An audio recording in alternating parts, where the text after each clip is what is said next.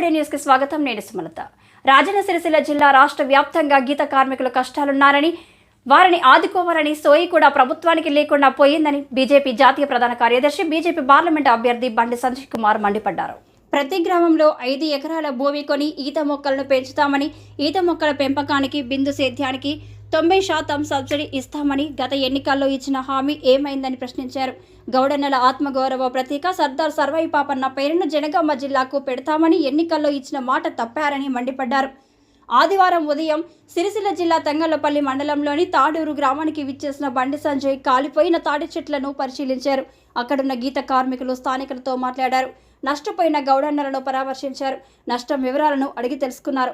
అనంతరం మాట్లాడారు. ఈత చెట్ల పెంపకానికి ప్రతి గ్రామంలో 5 ఎకరాల భూమి కేటాయిస్తామని, అసెంబ్లీ ఎన్నికల్లో కాంగ్రెస్ ఇచ్చిన హామీ ఏమైందని, కాంగ్రెస్ అధికారంలోకి వచ్చి 4 నెలలు దాటింది, ఒక్క గ్రామంలోనైనా భూమిని కేటాయించారా? ఈత మొక్కలు, బిందు సేద్యం, కాంపౌండ్ నిర్మాణాలపై 90% సబ్సిడీ ఇస్తానన్నారు. ఒక్కరికైనా ఇచ్చారా?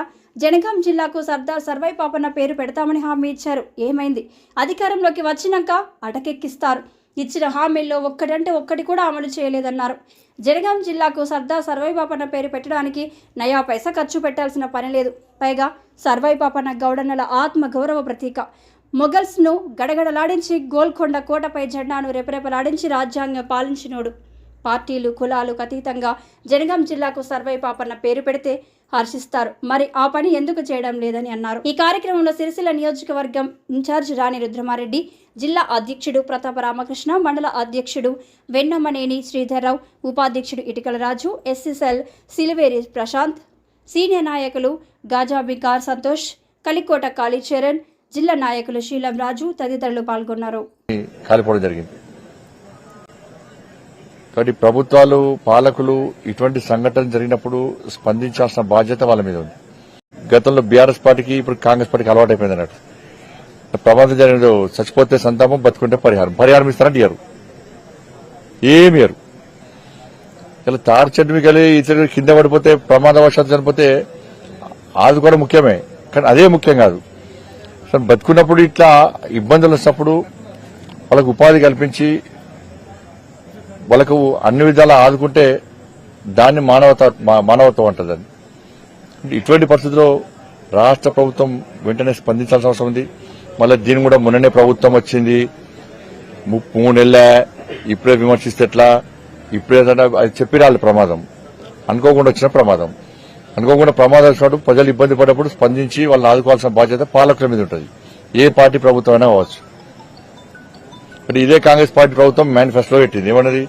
ప్రతి గ్రామంలో 5 ఎకరాల జాగా తీసుకుంటాం, ఈ వనం పెడతాం, తాడి చెట్లు, ఈ చెట్లు వనం పెడతాం అని చెప్పి ప్రభుత్వం అన్నది. 4 నెలల ఇప్పటికీ ఏ గ్రామంలో ఇవాళ 5 ఎకరాలు కొన్నారు? 1 ఎకరం ఉన్న దాఖలు చూపెట్టండి. సబ్సిడీ ఇస్తున్నారు, అవి ఇవ్వలేదు. ఏమి లేకుండా ఇవాళ వాళ్ళని ఆదుకునే ప్రయత్నం చేయకుంటే ప్రభుత్వం మీద, పాలకుల మీద ప్రజలకు విశ్వాసం పోతుంది. వాళ్ళు కేవలం కులవృత్తి మీద ఆధారపడాలి. కులవృత్తే డేంజర్. వాళ్ళ పైకి ఎక్కి దిగడం అంటే మామూలు విషయం కాదు. అయినప్పుడు కూడా కులవృత్తిని ప్రోత్సహించుకోవాలని చెప్పి ఆలోచనతో ఈరోజు వాళ్ళు దాని మీద ఆధారపడి నివసిస్తున్నారు. కాబట్టి 30 సంవత్సరాలుగా పెంచిన చెట్లు దగ్ధం కావడంతో ఒక తరం మొత్తం ఇవాళ వాళ్ళ జీవితాలు మొత్తం నాశనం, ఒక తరం మొత్తం. కాబట్టి ఇటువంటి పరిస్థితుల్లో వాళ్ళు ఆదుకోవాల్సిన బాధ్యత ఉంది. గత ప్రభుత్వం ఏ విధంగా చేసిందో ఈ ప్రభుత్వం అది చేస్తున్నది. గత ప్రభుత్వం ఏం చేసింది? తాడి చెట్ల దగ్గర, ఈత చెట్ల దగ్గర డ్రంక్ అండ్ డ్రైవ్ టెస్ట్ పెడుతుంది. ఎందుకంటే వైన్స్ దగ్గర నుంచి కమిషన్లు వస్తాయి, బార్ల దగ్గర నుంచి కమిషన్లు వస్తుంది. మన సేవింగ్ పది జరుగుతూ ఉన్నది.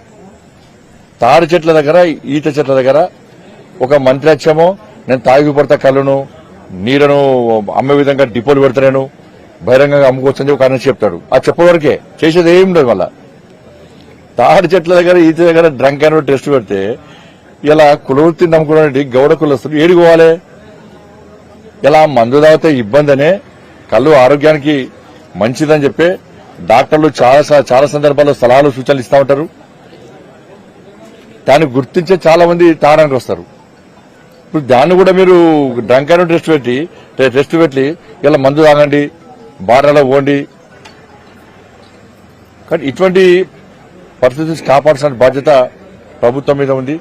ఈ ప్రభుత్వం మీద ఎవరికి నమ్మకం లేదు. ఇక జనగాం జిల్లా ఇవంటే పైసలతో ఖర్చు అవుతాయి. 5 ఎకరాల వనం కొనాలంటే 5 ఎకరాల ల్యాండ్ కొనాలంటే పైసలతో ఖర్చు అవుతాయి కావచ్చు. మరి జనగాం జిల్లాకు ఇలా గౌడులతో పాటు ఈ తెలంగాణ సమాజానికి ఒక ఆత్మ గౌరవ ప్రతీక ఎవరు? సర్దార్ సర్వాయి పాపన్న. ఇలా మొఘల్ సామ్రాజ్యాన్ని కూకటి వేడితో పెకిలించి వాళ్ళ అందరి కాపాడేటువంటి పేద ప్రజలకు హక్కుల కోసం కాపాడేటువంటి గొప్ప వ్యక్తి సర్దార్ సర్వాయి పాపన్న. ఆయన పేరు పెడతా అన్నారు జనగాం జిల్లాకు. అదన పైసలు ఖర్చు అవుతుందా? ఎవరు అడ్డుకున్నారు? ఎవరు వద్దన్నారు? ఆ పేరు ప్రకటించుకోవడానికి కారణం ఏంది? మీరే ఎన్నికలప్పుడు చెప్పారు జనగాం జిల్లాకు సర్దార్ సర్వాయి పాపన్న పేరు పెడతామని చెప్పి గౌడ్ల ఓట్లు అన్ని ఎంచుకున్నారు. ఇలా ఏమైంది వాళ్ళ? కాబట్టి ప్రభుత్వము ఒక్కసారి ఇచ్చినటువంటి హామీలను నెరవేర్చుకోవాల్సిన బాధ్యత వాళ్ళ మీద ఉంది. ఓట్ల కోసము వాళ్ళ ప్రజల యొక్క మనోభావం దెబ్బతీసి ఓట్ల కోసం కక్కుర్తిపడి వాళ్ళ అదే చివరిగా మాకు ఏ ఓట్లు వేసుకునే తర్వాత మాకు ఏం అవసరం లేదనుకుంటే ప్రజలు ఏ సమయంలో గుణపడని చెప్పడం ఆ సమయంలో గుణపడి చెప్తారు. కానీ ఇప్పటికైనా ఈ దగ్ధమైనటువంటి తాడి చెట్లు ఈత చెట్ల ఆ కుటుంబాలను ఏదో దగ్ధమై నష్టపోయారో ఆ కుటుంబాలకు ఉపాధి కల్పించాల్సిన బాధ్యత ఉంది.